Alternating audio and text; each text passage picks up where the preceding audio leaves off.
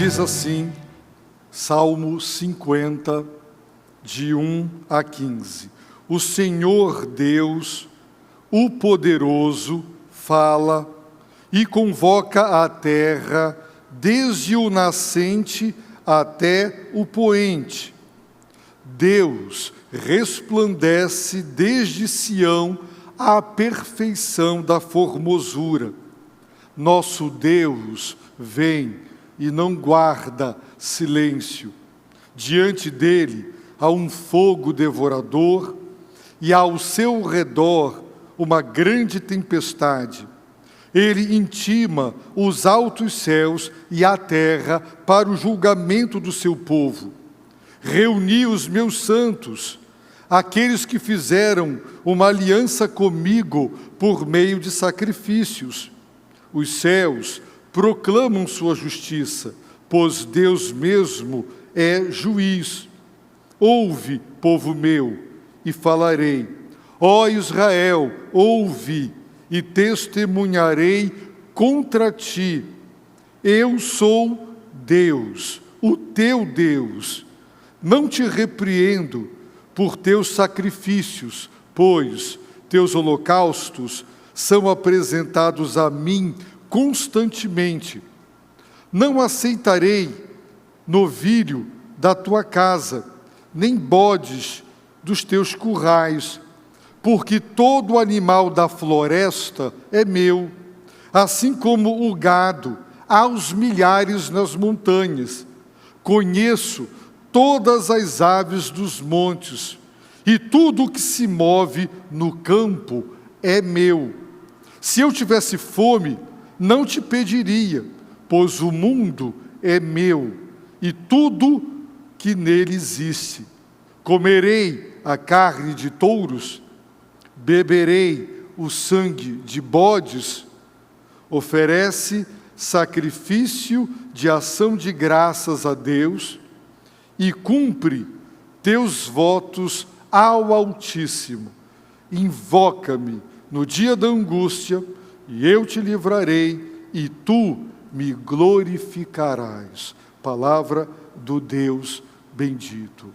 Amados irmãos, eu lhes pergunto, a gratidão é importante? Na avaliação dos irmãos, gratidão é algo que tem valor, que é necessário? A ingratidão é um erro grave? O que a gratidão para nós representa? Há pessoas ingratas que acreditam que tudo que por elas fazem é mais do que dever e obrigação. Por isso a gratidão não brota do coração, espontaneamente. A gratidão, meus amados, é uma virtude que se aprende, que se cultiva, porque a gratidão, ela é um reconhecimento de que, sem merecer, pela bondade, generosidade e amor dos que nos abençoaram, fomos abençoados.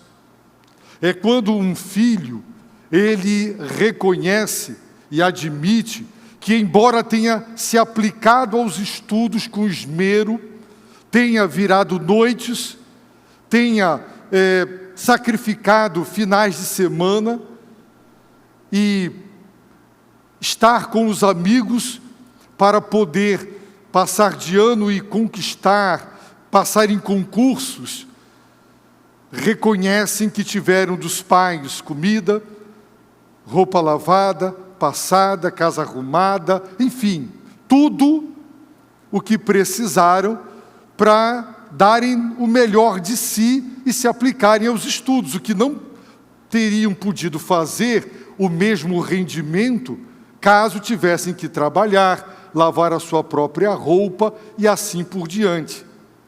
Meu pai contava, que meu avô contava, que nos seus tempos, um homem muito humilde sacrificou-se profundamente para formar o seu filho médico.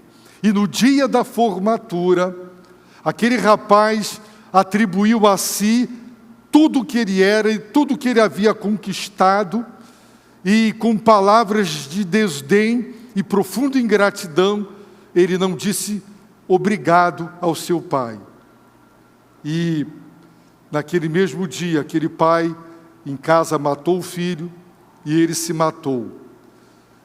Essa história eu ouvia do meu pai, que ouviu do seu pai. Não sei se ela é verdadeira, mas foi o que eu ouvi. A dor da ingratidão. Aprendi a evangelizar num abrigo chamado Cristo Redentor, no Rio de Janeiro, onde, em pavilhões assim, maiores do que esse, centenas de idosos estavam ali. E muitos deles, quando íamos de cama em cama para evangelizar, não queriam saber de Deus, irados e revoltados. Sabe por quê?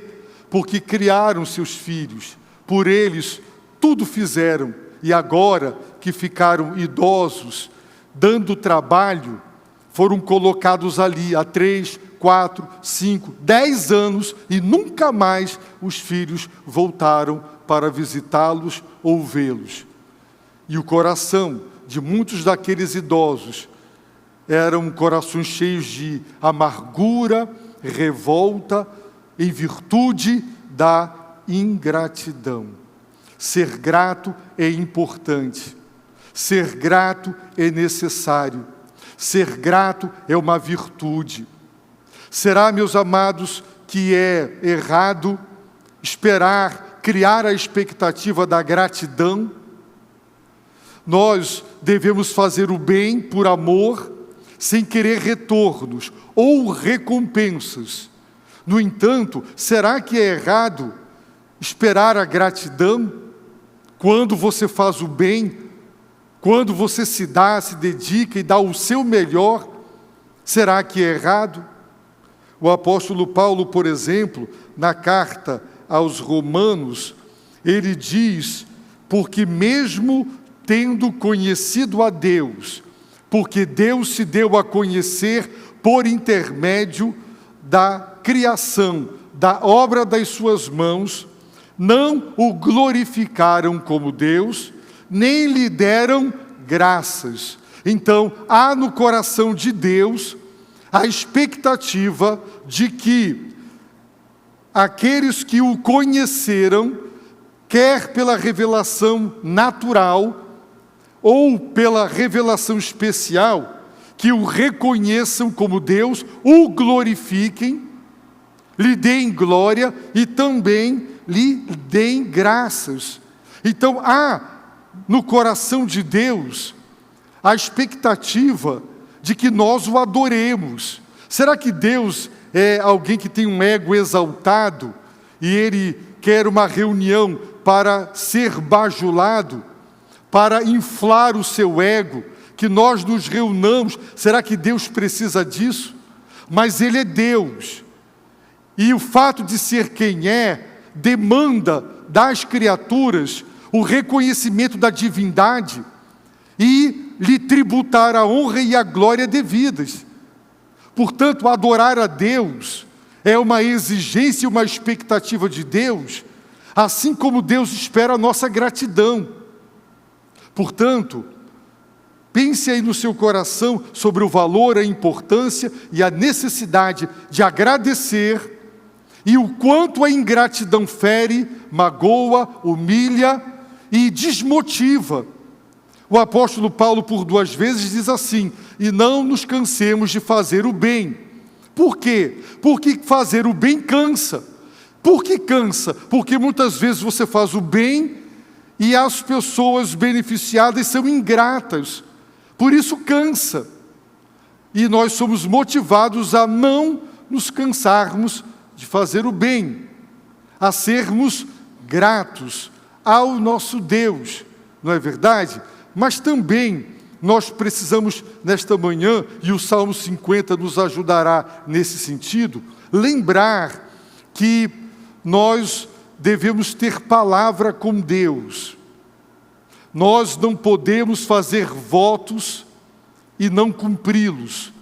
No dia da minha ordenação, 1983, quando eu me ajoelhei e os pastores impuseram as mãos sobre mim e eu fui ali consagrado, eu prometi a Deus que eu lhe seria fiel, eu seria fiel à sua palavra, eu cuidaria da igreja e não dos meus interesses, que eu seria um servo de caráter, eu teria uma vida espiritual fervorosa, eu fiz promessas para Deus, eu fiz um voto. No dia que eu casei e você casou, nós não queríamos só um documento, um contrato legal. Fizemos uma aliança, um pacto, fizemos um voto de fidelidade, de companheirismo, de amor, na alegria ou na tristeza, na saúde ou na enfermidade. Os irmãos acham que isso é só uma mera formalidade tradicional? Não, ali você está fazendo um voto, assumindo um compromisso diante de Deus. Quando você está numa cama doente, e você pede a Deus a cura, que Deus lhe restabeleça, você promete que se dedicará a Deus. Você faz promessas de que não será mais negligente na obra. Você assume compromissos. Quando você está desempregado, com dificuldade de pagar as contas, sendo ajudado por pessoas, você diz: quando Deus me der um emprego, eu vou ajudar os outros. Eu serei um dizimista fiel. E aí vem a pergunta, depois que vem a saúde, depois que vem a bênção do emprego, depois dos anos de vida ministerial, matrimonial, cumprimos os nossos votos? Honramos o que votamos diante de Deus? Ou gostamos de dar uma de João sem braço e nos fazemos de bobo, como se não tivéssemos assumido compromissos com o nosso Deus? Qual é o coração e a essência da verdadeira fé? Nós vamos ver o que é religião, o que Deus não quer, e o que é fé, baseado na graça e num relacionamento com Deus, o que Ele quer. Observemos que o Salmo 50, Deus mesmo diz que o que para Ele importa é: oferece sacrifício de ação de graças a Deus e cumpre teus votos ao Altíssimo. Verso 14. Então, a seguinte promessa divina: invoca-me, faz isso, seja grato, cumpra comigo o que você votou, suas promessas, tenha palavra. Então eu prometo: invoca-me no dia da angústia, e eu te livrarei, e tu me glorificarás. Irmãos, este salmo é um salmo de Asaf. Asaf era filho de Gerson, descendente de Gerson, que era filho de Levi, portanto, levita. Os principais levitas o elegeram e lhe deram posse como líder de louvor do povo de Israel, por ocasião quando a arca fora transportada para Jerusalém. Posteriormente, Davi também o transformou em líder de adoração do cântico coral. E até a restauração pós-exílio, os filhos de Asaf, os descendentes de Asaf, a sua família era a principal família levita, responsável pelo louvor ao nosso Deus. Este salmo é um salmo de Asaf, não é um salmo de Davi. Asaf também era profeta, e o Salmo 50 mostra que Deus, por intermédio dele, falava diretamente ao seu povo. Portanto, salmo de Asaf. E Asaf recebe de Deus a revelação. de quem o Senhor é e do que Ele fará. O Senhor Deus, o poderoso, 3 nomes de Deus, El, Elohim e Jeová, ou tetragrama, o grande eu sou, traduzido por o poderoso, porque Elohim é plural de majestade. E muitos dos teólogos acreditam que já no nome Elohim, que é o plural de El, já temos uma pista, uma revelação embrionária da Trindade, mostrando a pluralidade divina, a pluralidade de pessoas na triunidade e na Trindade, como nós hoje a conhecemos. Então, o Senhor, Jeová, aquele que se revelou a Moisés, o seu nome, o libertador de Israel, com quem Israel fez um pacto, uma aliança, o Deus redentor e o Deus pactual, o Deus criador, no princípio criou Deus, Elohim, plural de majestade, o criador. Ele fala e ele convoca a terra, toda a humanidade, desde o nascente até o poente. Em outras versões tem do Oriente ao Ocidente, para deixar claro que Deus está falando e convocando toda a humanidade. Nós temos aqui uma descrição do que se chama tecnicamente de teofania, que é uma manifestação de Deus com efeitos visíveis e concretos. E ele diz que Deus resplandece de Sião, Sião, o monte Sião, sobre o qual Jerusalém fora construída, ele chama de a perfeição da formosura. Sião, a perfeição da formosura. No entanto, Jeremias viu com seus próprios olhos, e o livro de Lamentações de Jeremias é o choro, é o pranto, é a dor, é o desabafo de Jeremias, que viu em sua própria geração, séculos depois de Asaf ter escrito este salmo. Jeremias diz: todos os que passam pelo caminho batem palmas contra ti. Ele está falando de Sião.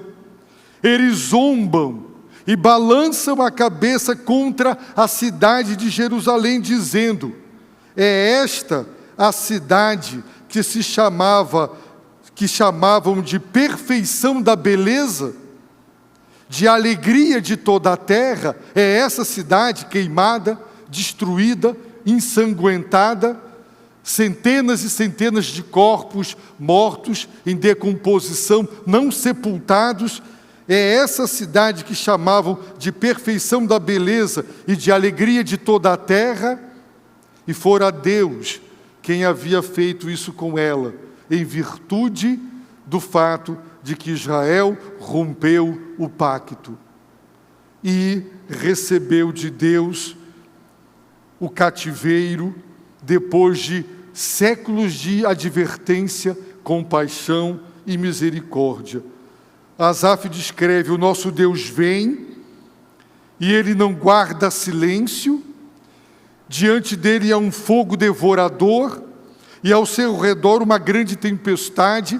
Se lermos as profecias sobre o retorno triunfal do Senhor Jesus Cristo, os irmãos verão linguagem semelhante.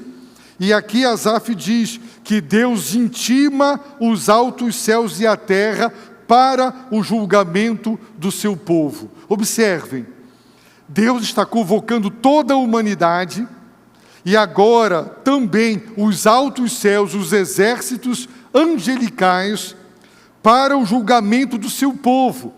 E isso deve ter causado espécie, porque Israel é o povo eleito, é o povo escolhido, é o povo de Deus. Israel é a nação santa, é a nação sacerdotal. Eles se julgaram os queridinhos de Deus, os intocáveis, porque Deus os escolhera e não as demais nações. Não entenderam sua eleição e nem o propósito da eleição, que era usá-los para que as nações conhecessem o Deus vivo e verdadeiro. Para Israel, as nações pagãs e idólatras, elas sim seriam julgadas, punidas rigorosamente por Deus. E agora, eles se dão conta de que Deus está convocando toda a humanidade, do Oriente ao Ocidente, do nascente ao poente. Deus está convocando os altos céus e toda a terra para o julgamento do seu povo, porque Deus, Ele será o promotor, aquele que os acusará em juízo. E as nações e os povos da terra e os anjos são convocados para serem as testemunhas da acusação. E o Salmo revela que Deus, além de fazer a acusação, recorrendo às testemunhas da sua acusação, Ele também será o juiz. E o réu será quem? Israel. E isso sempre chocou o povo de Israel, porque o povo de Israel se achava, na sua arrogância e na sua prepotência, eles se julgavam especiais e intocáveis. Quando João Batista diz, pensais, Deus pode suscitar filhos a Abraão destas pedras. Eles diziam, somos filhos de Abraão, descendência de Abraão. Há um pacto de Deus conosco, há um compromisso divino conosco. Nada nos acontecerá. Poderemos viver a nossa religiosidade externa, formal, nominal, e ter uma vida que desagrada a Deus, não importa, nada nos acontecerá. Deus é conosco, Deus está do nosso lado. E eles se espantam ao saber que agora, nações que eram piores do que eles, foram chamadas para serem as testemunhas da acusação. Ele intima os altos céus e a terra para o julgamento do seu povo, dizendo, reuni os meus santos, o povo de Israel, os meus santos, aqueles que consagrei, aqueles que separei para mim mesmo, aqueles que fizeram uma aliança comigo por meio de sacrifícios. Se os irmãos lerem Êxodo 19, verão Deus, através de Moisés, propondo um pacto. Depois que Moisés apresenta ao povo a proposta divina, Moisés ouve do povo a resposta positiva ao pacto e ele transmite a Deus. Em Êxodo 24, temos a cerimônia da aliança, quando o animal é sacrificado e o sangue é aspergido para ratificar uma aliança, um pacto que foi selado com sangue. O Velho Testamento, o Velho Pacto. Nós pertencemos a um novo pacto de Deus com a igreja, selado não com o sangue de animais, mas com o sangue do Cordeiro de Deus, o Senhor Jesus Cristo.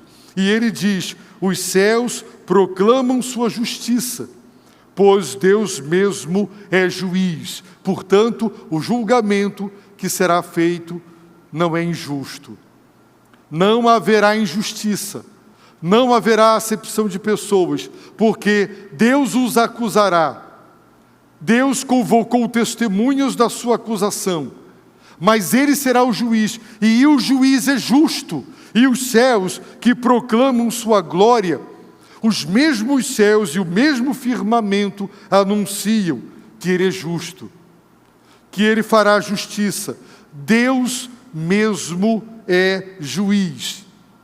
E então, meus amados, o Senhor se dirige ao seu povo por intermédio de Asaf, dizendo, ouve, povo meu. Em Deuteronômio, nós encontraremos diversas vezes Deus se dirigindo ao seu povo, dizendo, ouve, povo meu. É como o pai, é como a mãe, que diz, meu filho, me escuta. Quantas vezes O pai diz: filho, me ouve. Filho, me escuta. Filha, me ouve, me escuta. Quantas vezes? E os filhos não ouvem. E depois sofrem amargamente, porque não ouviram. É Deus dizendo: ouve, povo meu, meus santos, vocês me pertencem, eu falarei. Israel, ouve, e testemunharei contra ti. Eu sou Deus, o teu Deus. Tanto em Deuteronômio como em Êxodo, é o preâmbulo do Decálogo, dos 10 mandamentos. Deus se identifica. Quem agora promulgará mandamentos é o teu Deus, que te tirou da escravidão, que fez com você um pacto no Monte Sinai. Deus não fez primeiro o pacto para depois libertar. Primeiro ele salvou, depois ele fez o pacto. Então, a parte de Israel de obediência que é inerente ao pacto não gerou a libertação. Primeiro vem a salvação, depois vem o pacto que exige das partes o cumprimento dos deveres. No caso de Israel, obediência aos 10 mandamentos. Por isso, Deus, com uma linguagem reminiscente do Decálogo e da sua teofania no Monte Sinai, ele repete palavras que para o israelita que ouvia a leitura da lei, marcaram e se ressaltaram, os remetendo para aquele momento. Ouve, povo meu, e falarei. Ó Israel, ouve, e testemunharei contra ti. Eu sou Deus, o teu Deus. Então o Senhor lhe diz: não te repreendo por teus sacrifícios. Eu te repreendo, mas a razão da repreensão, a causa, não são os teus sacrifícios, porque a lei cerimonial, vocês não têm falhado, vocês não têm sido negligentes, vocês têm trazido todas as ofertas, todos os animais, vocês sacrificam, vocês queimam os seus holocaustos, eles estão sempre sendo apresentados diante de mim constantemente. O teu erro não é a negligência cerimonial.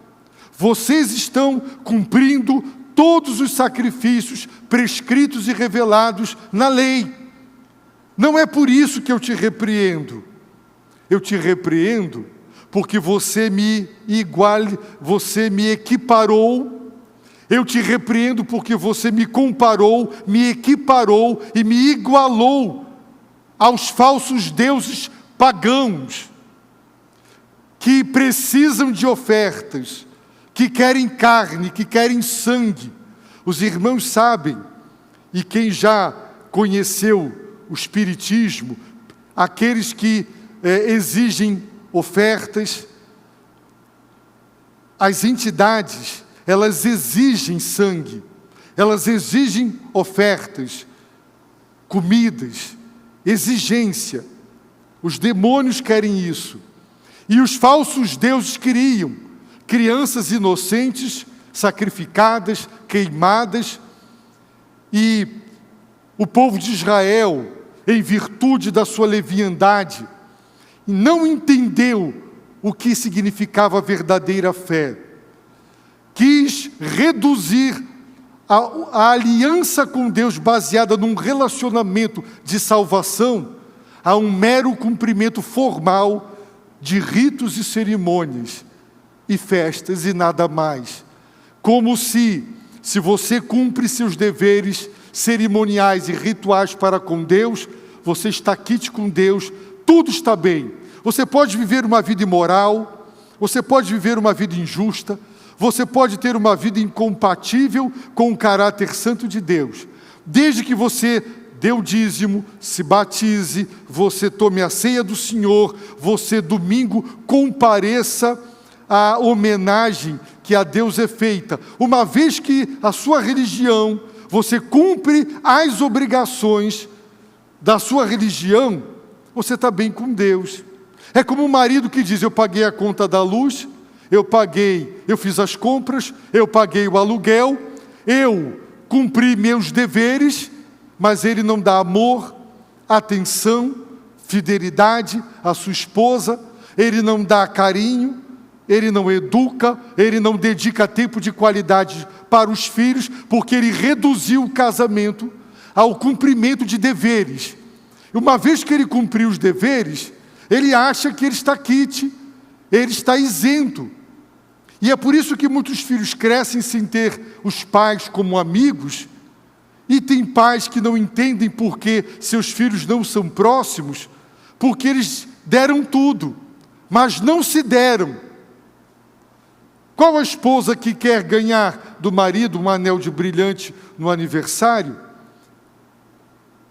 mas esse marido não é fiel, esse marido é estúpido, é grosso, é brusco, o ano todo? Dia das Mães, um filho ingrato, um filho rebelde, que é mal criado com a mãe, insulta, mas no Dia das Mães comparece com um presente. Como você recebe um presente, mesmo que valioso, de alguém que está te ferindo o tempo todo? Tem algum valor? Com certeza não tem. É quando nós reduzimos o casamento, as relações paternas e maternas, a prover necessidades, e nos esquecemos que o que nos levou a casar foi o amor, o relacionamento, querer estar junto, querer ter aquela companhia, conversar, dialogar, cuidar mutuamente. Foi isso, querer ter alguém para construir um projeto de vida até o fim, e não ter apenas um provedor de necessidades. Quando nós reduzimos o casamento a isso, empobrecemos o casamento, as relações familiares, e Israel fez isso, reduziu o seu relacionamento com Deus ao cumprimento. O que é que Deus quer? É um touro? Está aqui o sangue do touro. O que Deus quer? É um bode, é uma ovelha, é uma pombinha? Quantos sacrifícios? Nós temos relatos de, por exemplo, por ocasião da consagração do templo, do sacrifício de centenas de touros, de vacas. E naquele tempo a vaca, irmãos, era como hoje o carro, é como a máquina que você trabalha, era a ferramenta de trabalho. Sacrificar um animal daquele era um prejuízo econômico muito grande. E centenas de animais eram sacrificados. Muito sangue era derramado. E Deus diz: esse povo me honra com os lábios, mas o coração está longe de mim. Então Deus diz: não aceitarei novilho da tua casa. Eu não te repreendo, porque você deixou de apresentar o sacrifício. Eu não aceito as tuas ofertas, os bodes dos teus currais, pela seguinte razão: todo animal da floresta é meu, eu sou soberano. Tudo é meu, assim como o gado aos milhares das montanhas. Conheço todas as aves dos montes, e tudo que se move no campo é meu. Eu não preciso de nada. Deus, irmãos, é eterno. Deus é autossuficiente, autoexistente, imutável. Ele se basta. Ele não criou porque vivia em solidão. Deus viveu na comunhão do Pai, do Filho e do Espírito, a eterna comunhão das pessoas da Trindade. Deus não criou por necessidade, por carência. Deus se basta. Ele é imutável em todo o seu ser. Ele não precisa de nada e de ninguém. Ele providenciou o sistema sacrificial para nos reconciliar, para que nós entendêssemos que o nosso pecado contra Ele é grave, e que o salário do pecado é a morte. E ao ver o sangue de um touro, de uma vaca, de uma ovelha derramado, significa uma vida foi ceifada, pena de morte. O justo juízo de Deus para o pecado é a pena de morte. Hoje nós não matamos um animal, porque Cristo foi morto. Mas era muito concreto você ver um animal agonizando, seu sangue sendo derramado, e você está entendendo que aquele é o castigo, a pena de morte, que Deus graciosamente, através do substituto, aceita que você seja substituído por um animal. Era didático e era pedagógico, ensinar o salário do pecado é a morte, é separação de Deus. O sistema sacrificial foi providenciado para que o homem arrependido apresentasse a sua oferta. Mas se ele não está arrependido, ele só matava o animal, adiantava alguma coisa? Não. É como se você se batiza. O batismo é para os arrependidos, é para quem se converteu. Se você não se converteu e você se batiza, você só tomou o banho. Só isso, não teve valor algum. Essa aliança só tem valor se verdadeiramente eu sou fiel, eu sou íntegro, eu tenho postura, eu vivo, eu honro o meu casamento. Senão é só uma joia que está como um adereço do dedo. Portanto, os sacrifícios de gratidão, as ofertas de paz, de comunhão, em que os ofertantes comiam também o animal sacrificado, porque era um sacrifício de comunhão. Tudo isso eram meios providenciados por Deus para reconciliar e restaurar o relacionamento rompido por causa do pecado. Mas o povo de Israel não compreendeu que oferecer tudo aquilo para Deus, sem arrependimento, sem gratidão, sem reconhecimento, sem amor, sem quebrantamento, não adiantava nada. Por isso Deus disse por intermédio de Davi: um coração contrito e quebrantado, Deus não desprezará. Por isso ele pergunta: do que adianta vocês me oferecerem tanto sangue, tantos animais, e vocês não estão arrependidos? Deus está dizendo: não sou uma falsa divindade pagã, tudo é meu. Comerei a carne de touros? Não. Beberei o sangue de bodes? Não. Então Deus diz o que Ele quer: oferece sacrifício de ação de graças a Deus. É isso o que Deus quer, que a tua oferta, o teu sacrifício, seja a profunda gratidão do teu coração. Você reconhece que Deus te criou, Deus te deu vida, Deus te deu saúde. Se você trabalhou, foi Deus. Se Deus abriu uma porta do emprego, foi Deus. Se você tem família, é Deus. Tudo é Deus, tudo vem de Deus, tudo procede de Deus. E você reconhece, e quando você agradece, você está ofertando a Deus a sua gratidão. Mas se você acorda, abre os olhos, pula da cama, vai trabalhar, você não agradece a noite dormida. Quando você deita numa cama limpa, num colchão confortável, num quarto climatizado.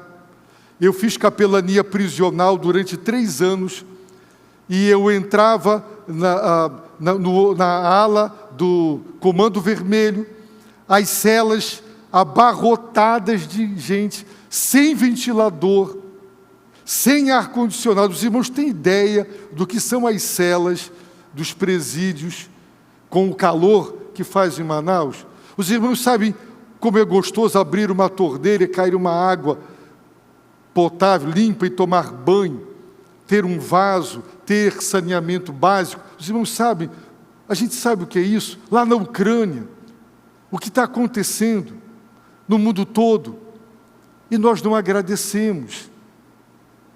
Teve uma irmã que me disse: pastor, a vida inteira eu fiz xixi, agora os meus rins não funcionam, e tudo que eu daria tudo para voltar a fazer xixi de novo. Engraçado, né? Uma coisa que para nós você faz toda hora, né? Tem gente que não pode beber água, fazendo hemodiálise, não pode, um calor terrível, não pode beber água.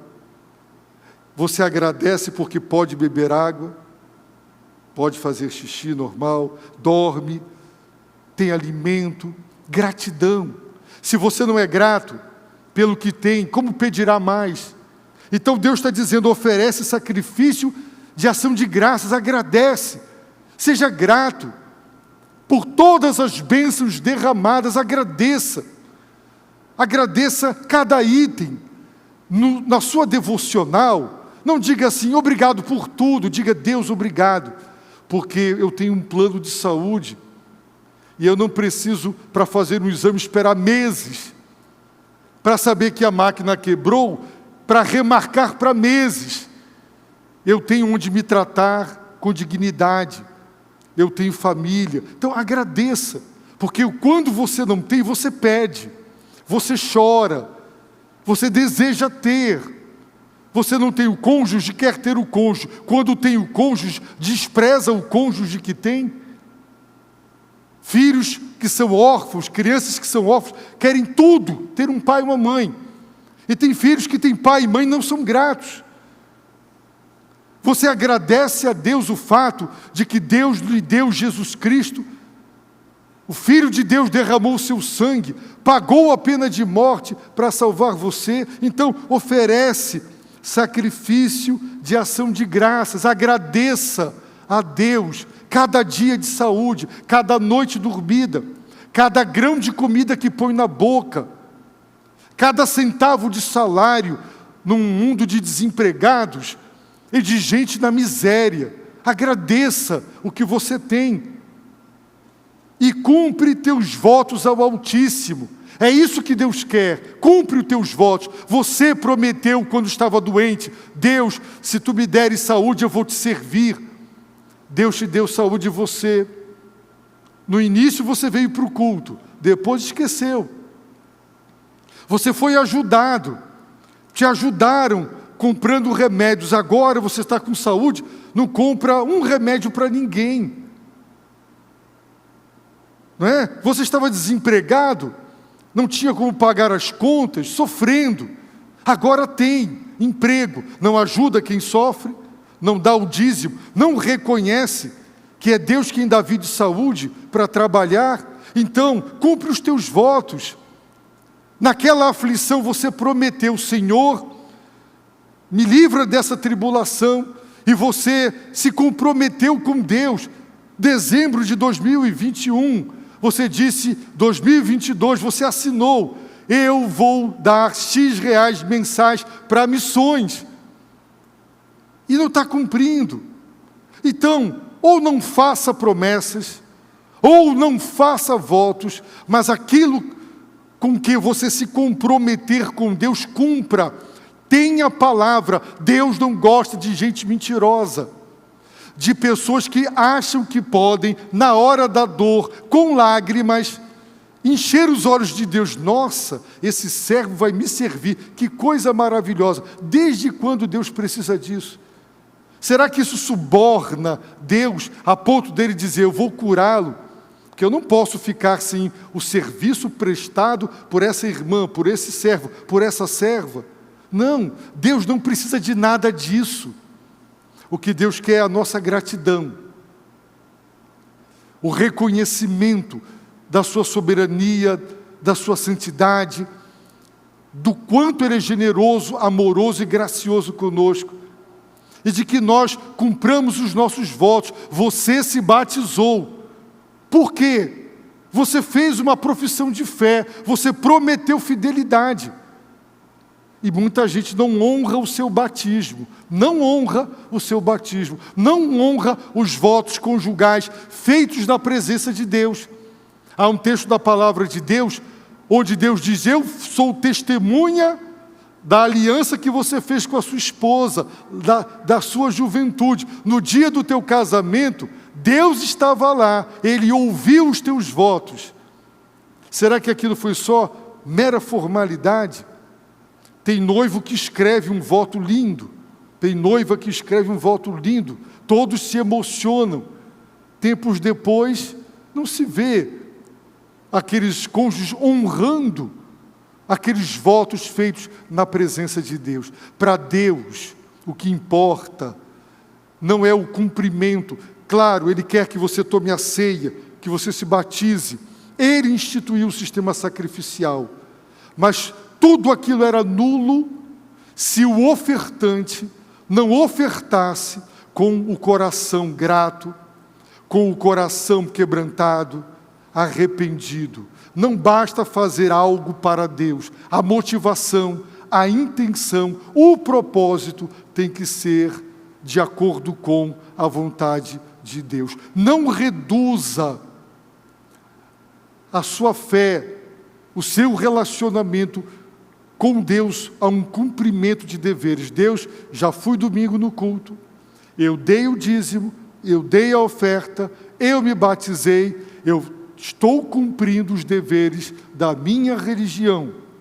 Então, me protege, me abençoa. Não é assim. Deus quer a sinceridade. E aí, Ele diz, invoca-me. É como se Ele estivesse dizendo, seja grato, cumpra os votos, os compromissos e as promessas feitas. Então, invoca-me no dia da angústia. No dia da angústia, me invoca, me clama, me procura. Ora, vem a mim, e eu te livrarei, e tu me glorificarás. Que promessa maravilhosa. Talvez Deus não nos livre e nós não estejamos glorificando o seu nome, porque, meus irmãos, está faltando gratidão no nosso coração e está faltando fidelidade para com os compromissos assumidos. Eu peço a Deus, nessa manhã, que cada um de nós relembre o que votou. Você já esteve doente? Você já esteve desempregado? Seu casamento esteve abalado a ponto do divórcio? E você pediu, Deus, restaura o meu casamento? E eu não serei mais aquele marido que eu fui, aquela esposa que eu fui?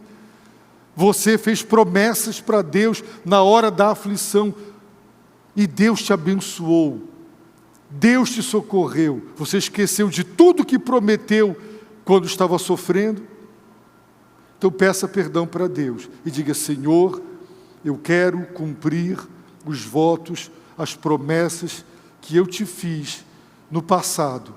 Eu quero honrar, porque é isso o que Deus espera de nós. Caso contrário, Deus dirá, você mentiu para mim, naquela hora você tentou me convencer de que eu deveria te abençoar em troca do que você prometeu, e Deus não troca nada conosco, porque, irmãos, a palavra de Deus diz, Deus não se deixa escarnecer.